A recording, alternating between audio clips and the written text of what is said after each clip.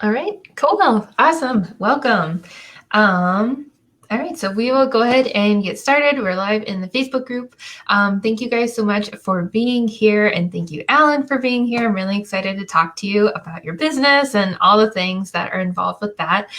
This is our cash-based practice owners interview series where over the past couple of months, I've been interviewing owners from all over the place who are doing a lot of really cool and amazing things. And we're getting an inside look into like their entrepreneurship journey, what their business is right now, and if they have any advice for newbies. So thanks for being here, Alan. Thank you very much, Morgan, for having me. This is awesome. Yeah, awesome. So cool. Well, let's jump right into it. I know you and I have talked a little bit before about where you're at, but for people who don't know you, if you don't mind, like kind of explaining a little bit about your background and your journey to where you are now. Yeah, I think, I've all throughout my career, I've always known that I wanted to eventually get into business for myself. I was never the best employee for anyone. I've always had ideas that were kind of bigger and always trying to come up with newer ways and better ways to do things that, you know, people who are entrepreneurs and have their own business, they know what I'm saying, right? There's always some better way to do something. Yeah. So I always had a passion of that. Even through school, I was working as an aide, as a tech. So I was always collecting articles. I was always collecting marketing pieces and ideas. I have filing cabinets full of things. Back in the ancient days, we used to file things, print things, and file them, right? So at one point, I became the vice president of operations of a rather large practice in New York, where that kind of gave me a leg up more from a clinician to a managerial standpoint to see the other side of the business, which gave me, again, more passion and fuel to go on to this entrepreneurial journey on my own. The owner and I eventually didn't see really eye to eye at some point, and I left and ended up doing home care. So that was the first time I was kind of out on my own, making my own schedule, getting my own clients, which was fun. I did that for about 5 years in New York, and that was the first time I had this taste of time freedom, right? Not so much financial freedom yet, but time freedom, right? And 4 years ago, we moved to Ontario. I'm in Toronto now. And I had an opportunity to run a clinic, a hospital-based clinic, for about a year or a year and a half, where I was doing basically everything A to Z. There was no admin, there was no one at the front. It was just me doing every single job there. And at some point, I figured, I took them from zero to 160 patients, a month, and we were doing really well. I figured, if I could do it for them, I could probably do this for myself. So Yeah. that's when I moved out on my own in January of 2019, and that's where I am now. Awesome. Your spine and sport. Yeah. So tell us a little bit more about your practice that you run right now. Yeah, it's a private cash pay practice. In Ontario, healthcare is free. In Canada, healthcare is free, but physio is not. Most people have extended health benefits, which is insurance, basically. That's usually provided by employers, but the mindset here, for the most part, is people expect to either use their benefits or pay cash and be reimbursed by their benefits. So they're already in this cash-based mindset. And I never, especially starting off on my own, I didn't want to be tied up with chasing payments and going after insurance companies and getting paid less than I wanted. So from the outset, I was cash-based, which you quickly have to learn how to sell your services and market your services a bit differently. And the one thing that I really loved about this journey was that I'm crafting it the way I'd like to see healthcare being run. One of my driving mottos, internally at least, is just doing the opposite of what everyone else in healthcare is doing, which seems to be working really well. You listen to your patients, you listen to their frustrations, and they say they get minimal time with their doctors or their physios. So everything we do here is one-on-one. They in the past their treatments are mostly modality based. We're hands-on based. They're seeing multiple patients an hour. Their clinician, and they're getting minimal time. So we're doing everything that we can to just change that experience for them. And the feedback's been overwhelmingly positive from the community. That's awesome. I think Yeah. that's really important. I think that's a big reason why like a lot of people get into like cash-based or like out-of-network services is because like you really can create the environment that you want to work in and also the environment that you want to treat patients in. You know, like it'll be not only could it be like more effective clinically, but also just like emotionally for the patient. You know, they're going to have a much better experience. Yeah, I mean, one of our core values is people first, patient second. So when people come in and we ask them, you know, how are you doing? And they first start talking about their back pain. I stop them and say, no. How are you doing? How was your day? How was your weekend? How are the kids? You know, and we really get on that personal level, and which is very different from the experiences they're typically used to in a physician's office, which is much more transactional. Yeah, absolutely. You know, and I think that that's like it's a like kind of a big deal. I feel like, you know, where I live, you know, I've gone to doctor appointment after doctor appointment after doctor appointment this year, and I have been less and less impressed every time I go. Because, you know, like nobody really creates that experience of being able to like just like share how you are as a person, you know, and dive into like how you're actually feeling, you know, being there, even being at the doctor's office. And so I think that's awesome. That's a Yeah, big draw for a lot of people, I think. yeah, absolutely. Awesome. Cool. So tell us a little bit more too about like the services that you offer and kind of like your pricing structure, if you don't mind, but like how is everything set up for your patients? So as far as the services, it's right now just physio. It's premier spine sport rehab and wellness. So eventually we'd like to bring in wellness component. Right now I have partners in the community, whether they're sports nutritionists that work with Team Canada Olympics, or dietitians or holistic nutritionists, personal trainers, different types of services in the community, massage therapists that I would refer to, but eventually I'd like to bring all that in-house and have kind of a wellness clinic. But right now it's just physio that we offer.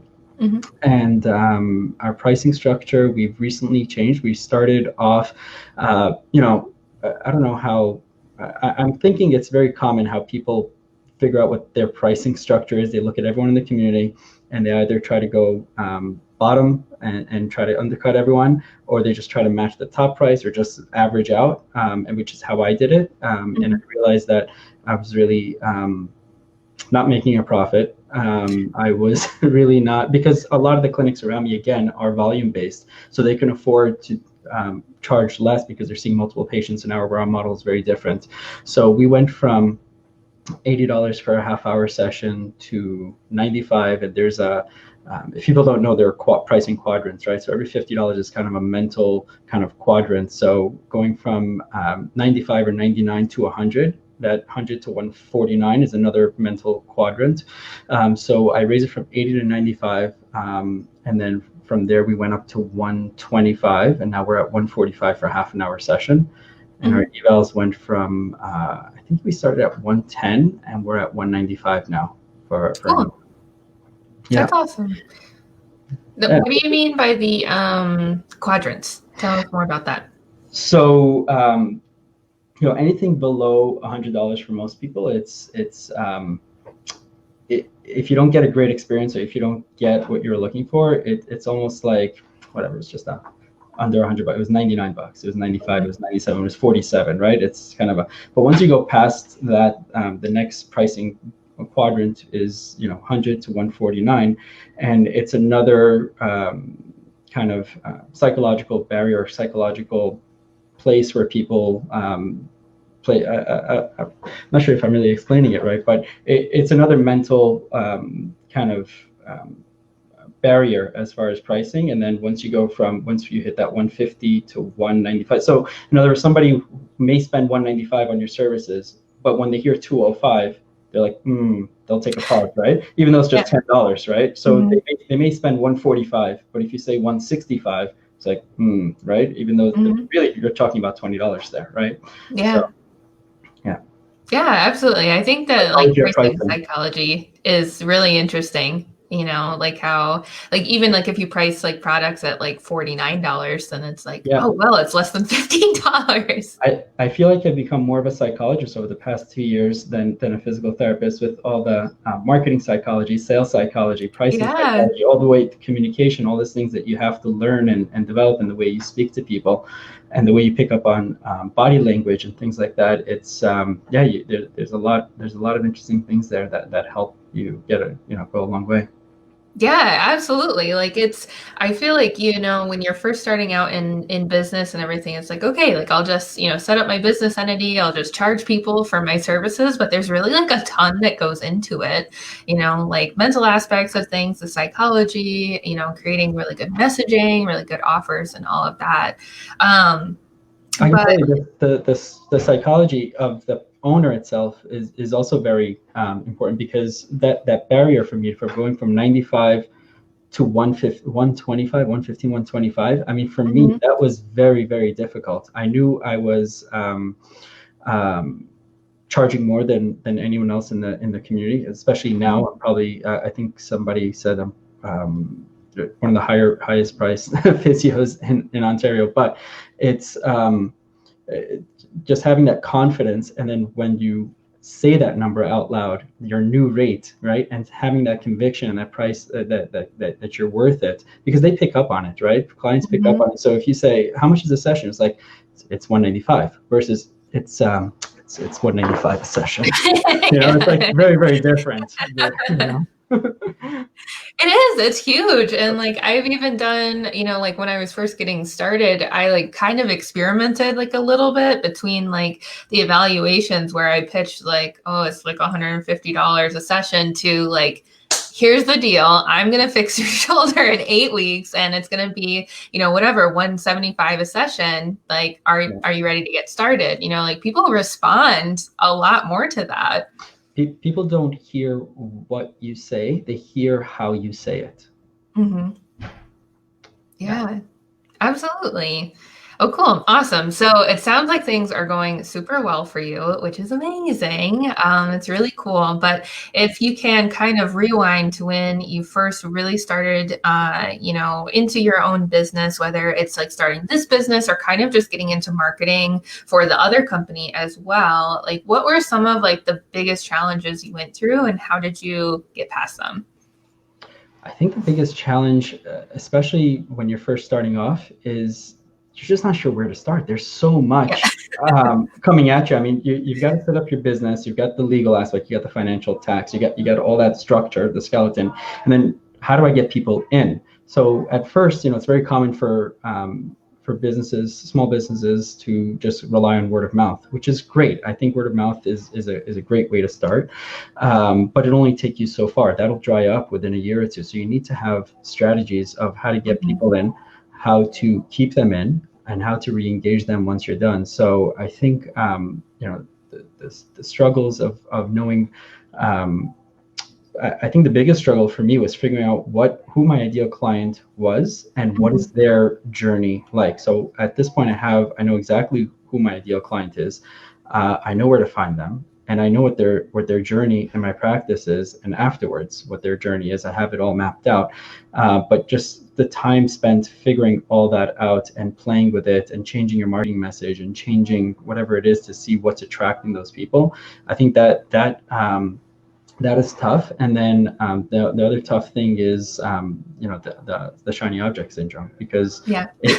it's just so much coming at you at this point. Like, do I want to write a book? Do I want to do a podcast? Do I want to do webinars? Do I want to write? And knowing where to focus your energy. And I think, again, it really comes back to having an overall strategy, and Mhm. then having that strategy mapped out so that you are on track, right? So you have an annual plan, a quarterly plan, and if something comes at you that doesn't fit within that plan, you shelf it to next quarter, see if it fits in, Mhm. or down the line or whatever, and just focus on what the next natural step or progression of growth for your clinic is.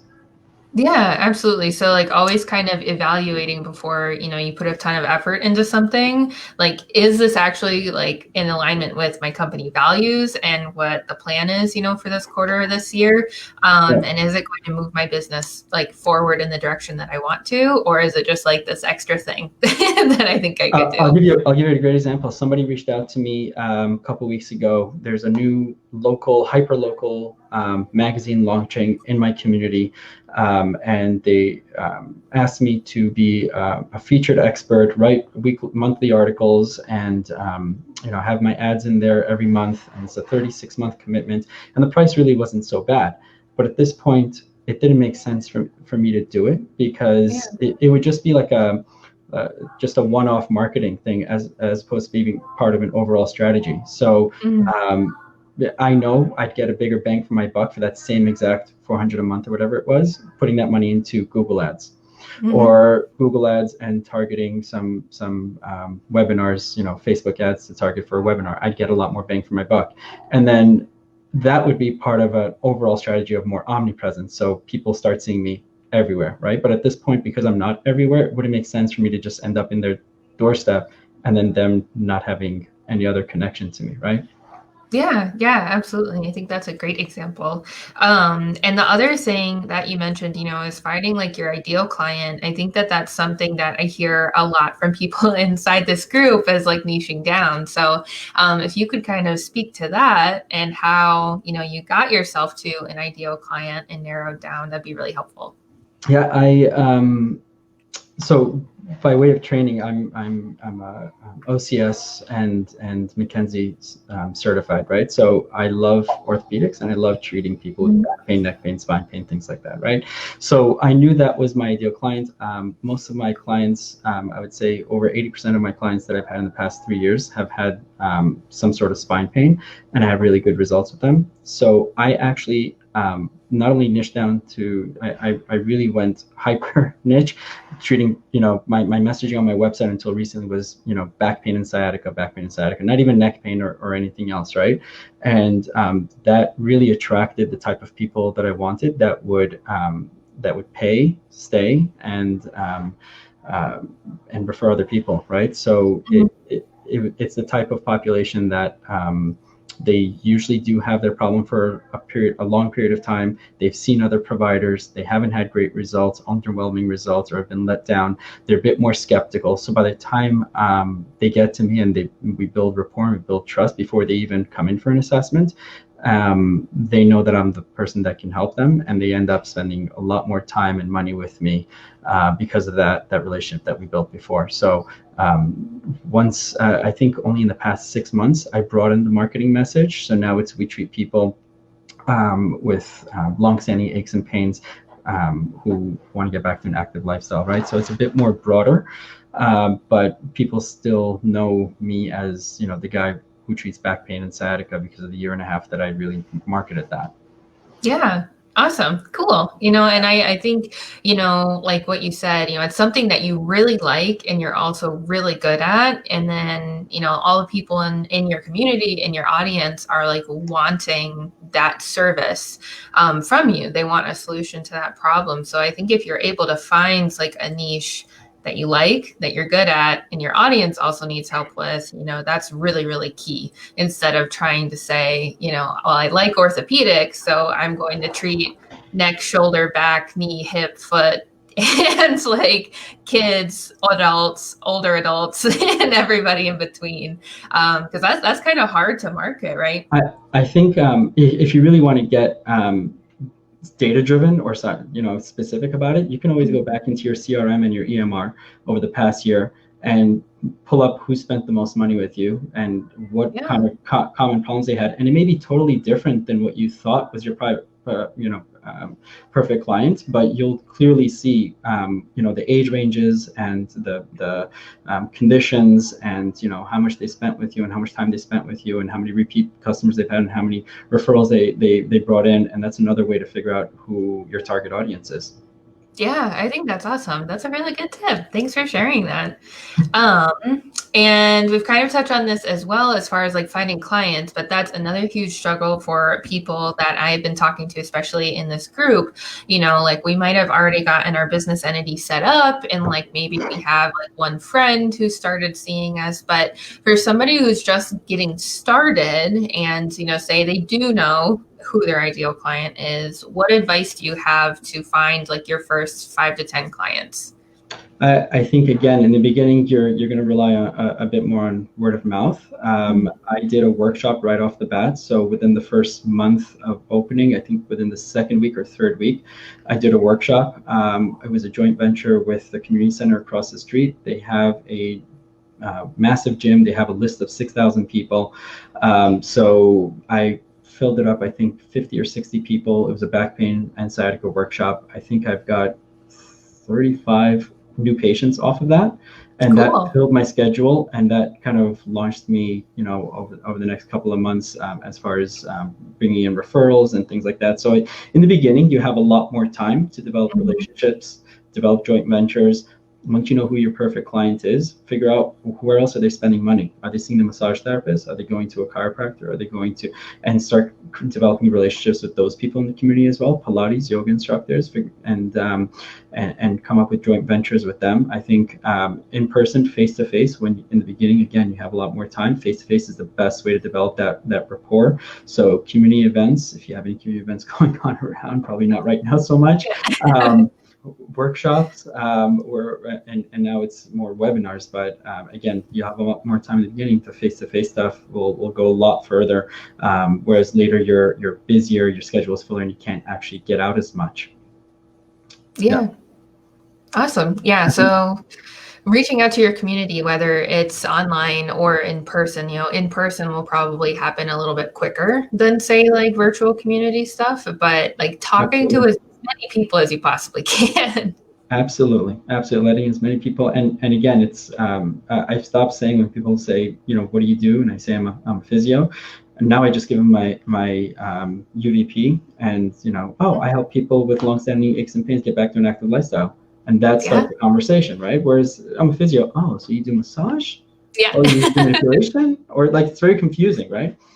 That's a very clear way to also communicate with people what you do. Yeah. Yeah, and I think like that's also, it's kind of like a mini marketing opportunity as well, to be able to pitch that message. Absolutely. Yeah. Cool. So kind of coming down to our last couple of questions here. If somebody was just getting started and they were feeling like really like frustrated and kind of like down on themselves and not really super confident as to whether they could do this or not, so they're kind of like on the fence, what advice would you have for that therapist? So again, you've got to look at it. Is it a confidence thing in themselves? Like I've been doing this for 15 years. So I felt pretty confident in the skills. I wasn't so confident in the business, but what do you need to know to start the business, right? So for me, when I started the home care thing, I just needed to, get in touch with a couple of people who wanted me to come in their home and treat them. I already knew how to do the treatment part. I just needed to figure out how to get into their homes or how to get them to come to my office now, right? So you just break it down into little micro steps of,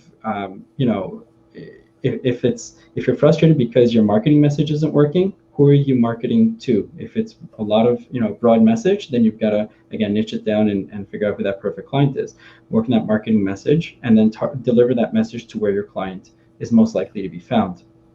Right. So I think if you're down on yourself and you're not sure if you can make this work, I don't think you're alone. I think most business owners in the beginning are like that. I went through, my entire, high school, college, proudly saying I made it through without a single business class. Literally, I never had a single business class, and I'm running a business. So it's you can make it work. You just have to surround yourself with the right people, right? So if you're, again, if you're not sure where to go, then you've got to look at people who've been there and get in touch with people who are doing the things or are where you want to be, and just pick their brain. How'd you get there? What'd you do? What do I need to do? And that's where, I think coaching for me was a huge thing. I wouldn't Yeah. be here if it wasn't for the coaches that I had. Yeah, absolutely. I think that that's something, and like maybe you can speak to this as well, but it can be kind of scary when you're first getting started to invest in the help of somebody else. But you get there so much like faster and more streamlined, and like you have a place to tell somebody like, I'm really worried about this stuff. Like, tell me that Yeah. it'll be okay.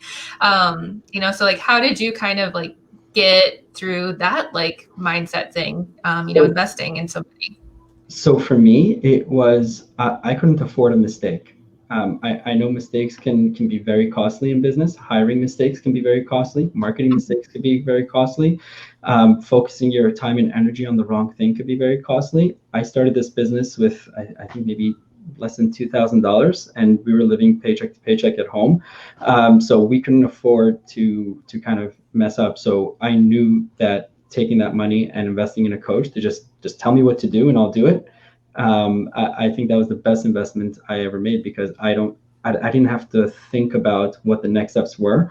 They just saw where I was and told me what I needed to work on. And I had that sounding board to get feedback and am I heading in the right direction? What do I focus on next? These are new problems I have in the business now. How do we tackle those? And just, I've been fortunate enough not to have any major costly mistakes in the 2 years that I've been running. So Yay. That's always good. yeah. Awesome. Cool. Well, great. Well, thank you so much for sharing all this stuff, Alan. I know it'll be really helpful for a lot of the people here in the group. And kind of like our last piece here is more like self-promo stuff. So where can people find you and how can we best support you? You can find me. Probably the best way to reach me would be through Messenger or Facebook, Instagram at Premier Spine and Sport, and you can email me alan@premierspineandsport.ca. And I think I know as starting a business can be daunting, and there's a lot of expenses to look at. There's cost of space, cost of equipment, cost of personnel. There's a lot, and then when you look at the marketing side, for me it was okay. Somebody said I needed a website, so I built a website. That's a monthly cost right there. And then they said I needed to develop marketing assets like freebies and ebooks and invest in a landing page software and then email marketing to be able to nurture and all this. And the cost for that just climbs, right, on a monthly or annual basis. So I've been working on, I found a platform that basically replaces almost every marketing thing that you need. It's replacing my active campaign. It's replacing video storage software like Vimeo. It's replacing my website. It's replacing my lead pages. And it's been a really, really cool platform that I found.